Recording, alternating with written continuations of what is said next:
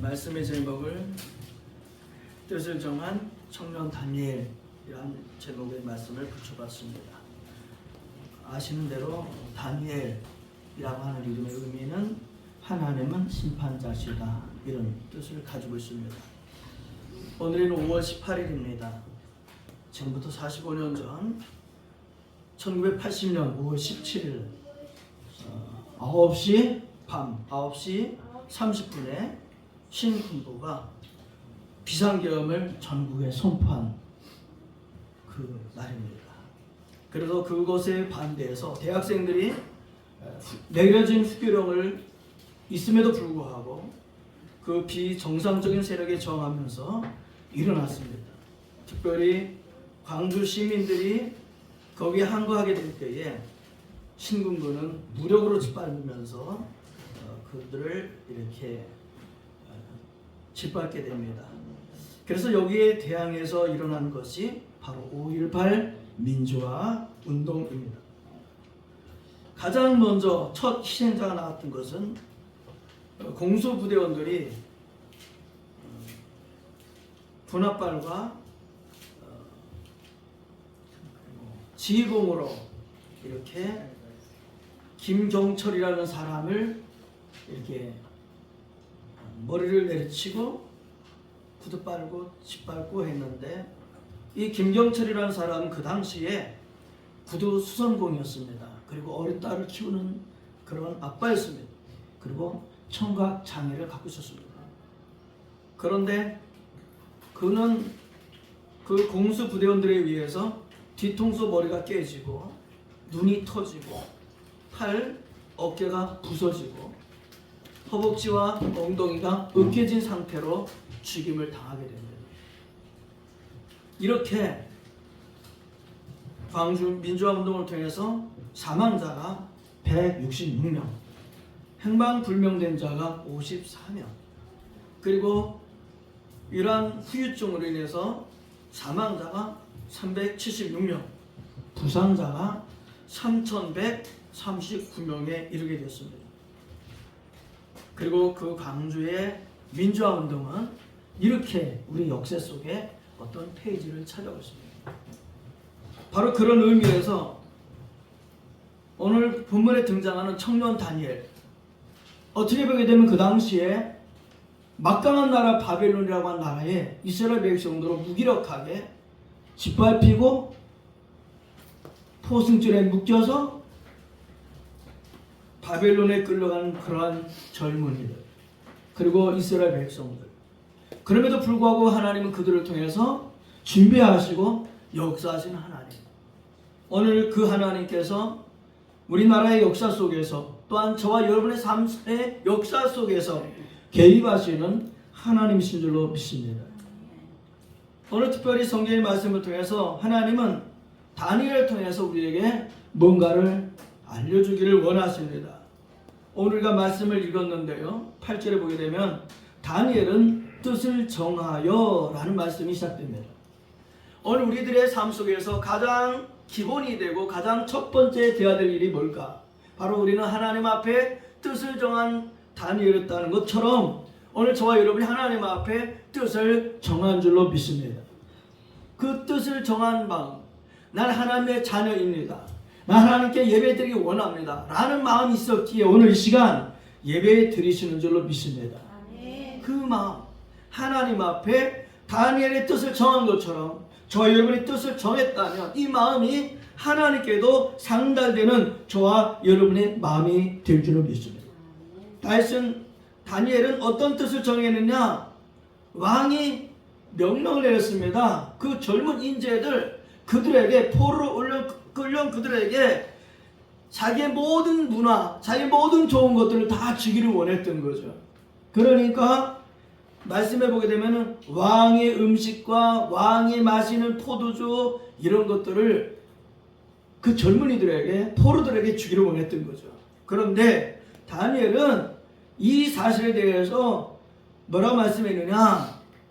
자기를 더럽히지 아니하도록 환관장에게 구했다라는 말씀합니다. 오늘 우리는 하나님의 사람이라면 세상은, 마귀는 우리를 하나님의 사람에서 우리는 오염시키기를 원합니다. 하나님의 사람으로 바로 살지 못하도록, 아니면 쓰임받지 못하도록. 제가 말씀드리는 말씀이지만 하나님은 가장 하나님을 싫어하는 존재가 바로 사탄 마귀죠. 그런데 이 사탄 마귀는 하나님을 대항할 수 없습니다. 그러니까 하나님이 가장 아끼는 것을, 그것을 가지고 이제 뭔가를 시도를 하죠. 마치 하나님께서 아브라함을 사랑하셨는데 그 아브라함에게 독자 이삭을 뭔가 어떻게 해본 것처럼, 또한 하나님이 아담과 하와를 사랑하셨는데 그 하나님의 자녀 같은, 아들 같은 아담에게, 하와에게 죄를 통해서 그를 시험하고 빠뜨리게 했던 것처럼, 그리고 하나님이 그렇게 아꼈던 욥을 마귀는 하나님 앞에 그 욥을 어렵게 만듦을 통해서 경제적으로, 육체적으로, 그의 마음적으로 모든 것을 어렵게 만들므로 인해서 하나님의 마음을 아프게 만드는 그런 존재가 바로 사탄 마귀죠. 그런데 마찬가지로 그 시대에 사실 이 바벨론 왕의 음식을 먹지 않는다, 이거는 도저히 있을 수 없는 일이죠. 그런데 다니엘은 그 음식을 먹지 않겠습니다 라고 그런 마음을 갖게 됐다는 거죠. 왜요? 하나님 때문에. 오늘 저와 여러분이 어떤 일을 결정하게 될 때에 바로 그것을 결정하는 것, 내가 이 일을 해야 되겠다, 아니면 이 일을 하지 않아야 되겠다, 이 음식을 먹어야 되겠다, 아니면 먹지 말아야 되겠다, 이런 결정하게 될 때 그 결정의 원인이 뭐냐 이 말이죠. 오늘 다니엘은 하나님 때문이라고 합니다. 하나님 때문에. 아까 오전에 예배가 끝나고 나서 잠깐 제가 페이스북을 봤거든요. 그랬더니 제가 아는 어떤 지인이 계시는데 그 지인이 페이스북에다가 큰 글씨로 올려놓은 글씨가 눈에 탁 들더라고요. 뭐냐면 우리 어머니께서 예배 드리는 중에 하나님의 부르심을 반급받았습니다, 이런 짤막한 글을 올렸더라고요. 사랑하는 성도 여러분, 우리는 우리의 인생이 어디에서 끝날지, 언제 어느 순간에 하나님이 부르시지 아무도 몰라요.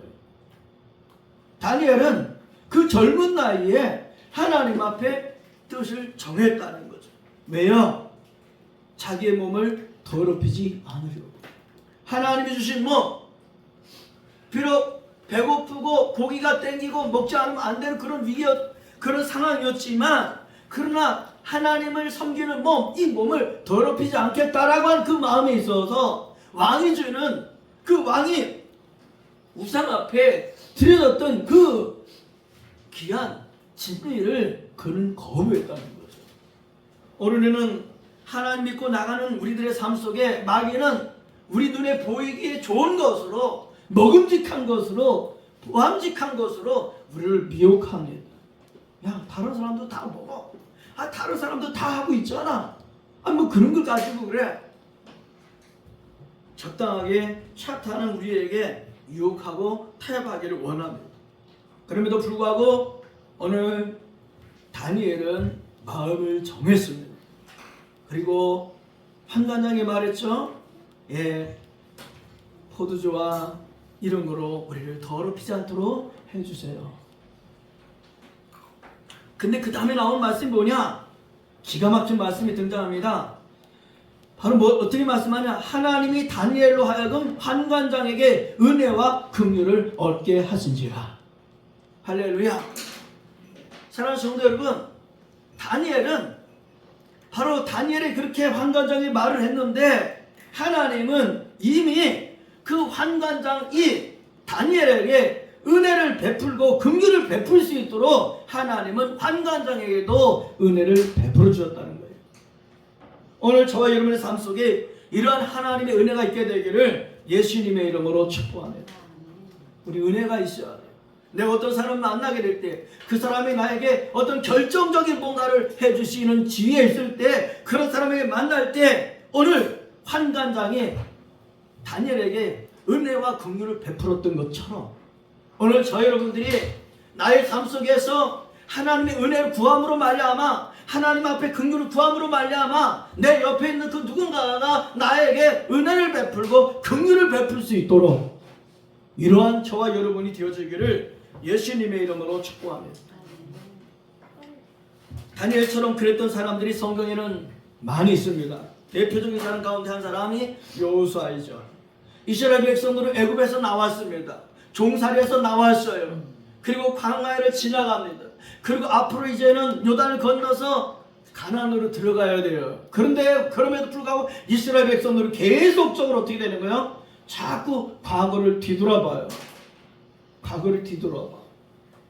그때 여호수아 24장 1절에 그렇게 표현합니다. 오직 나와 내 집은 여호와를 섬기겠노라. 예. 지금 앞으로 계속 갑니다. 근데 우리는 여전히 이스라엘 백성들은 과거의 얽매여서 자꾸 뒤로 돌아다 보는 거예요. 그러니까 앞으로 전진을 못하죠. 그런데 그 자리에서 여호수아는 나는 하나님과 우리 집안은 하나님만을 섬기겠다. 그러면서 뭐 하는 거예요? 여러분 결정하십시오. 우리 마찬가지예요. 우리는 예수 믿고 나가면서도 여전히 예수님이 하나님이 원하시는 뜻이 아니라 그냥 내 생각과 방법과 아니면 우리 눈에 보이기 좋은 거 아니면 내가 원하는 것으로 자꾸 우리 마음이 끌려갈 수 있습니다. 어떻게 하셔야 돼요? 다니엘처럼 우리 마음의 뜻을 정하게 되기를 예수님의 이름으로 축복합니다. 두 번째는 8절 이후로 쭉 말씀해 보게 되면은 다니엘은 행동하는 사람이었습니다. 따르겠습니다. 행동하는 사람. 할렐루야. 저는 우리 예감주 성도 여러분이 하나님의 말씀을 믿고 하나님의 뜻대로 정했다고 한다면 그 하나님의 뜻대로 그 말씀대로 행동하는 하나님의 사람이 되기를 예수님의 이름으로 축복합니다. 우리 사람은 생각을 많이 해요. 아, 내가 일을 해야 되겠다, 저 일을 해야 되겠다 하고 생각을 많이 하고 계획을 많이 해요. 그런데 이게 뭐예요? 내 생각과 내 계획이 될 수 있어요. 그런데 내 생각과 내 계획보다 더 중요한 것은 하나님 안에서 하나님의 뜻 안에서 계획하고 생각하고 그 이어서 어떻게 하는 사람? 행동하는 사람. 할렐루야. 그런 저와 여러분 되기를 주님의 이름으로 축복합니다.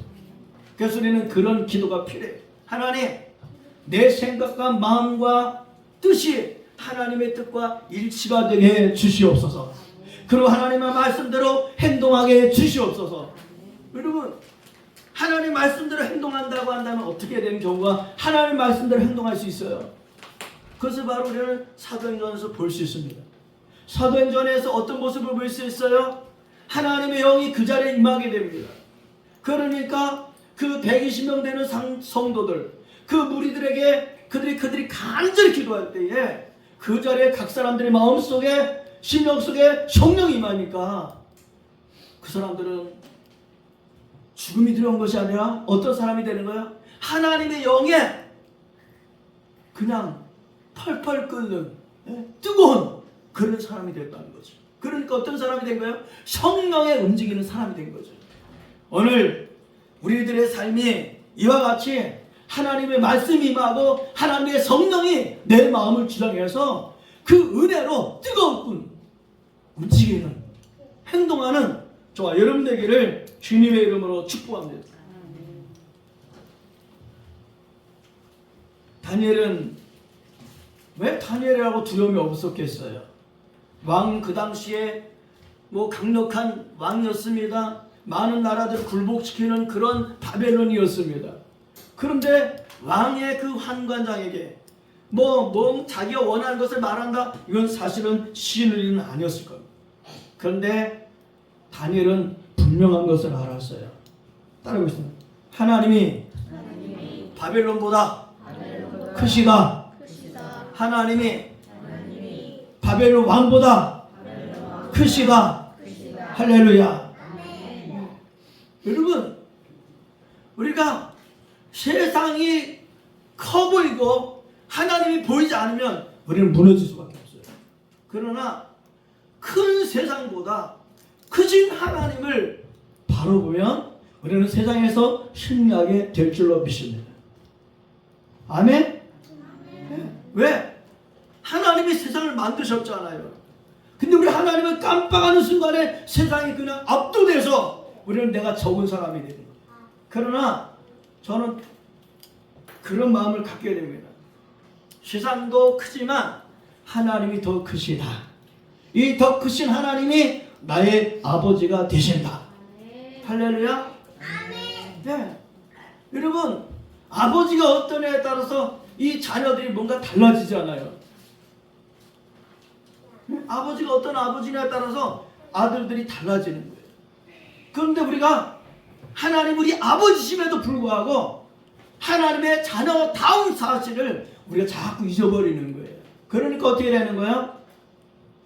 여전히 죄 앞에서 우리는 그냥 왔다 갔다 우리가 마음이 정하지 못하는, 그리고 세상의 그 많은 것들을 보면서 그런 것들에 대해서 우리 마음이 미혹된다는 거죠. 왜? 하나님 잊어버리니까.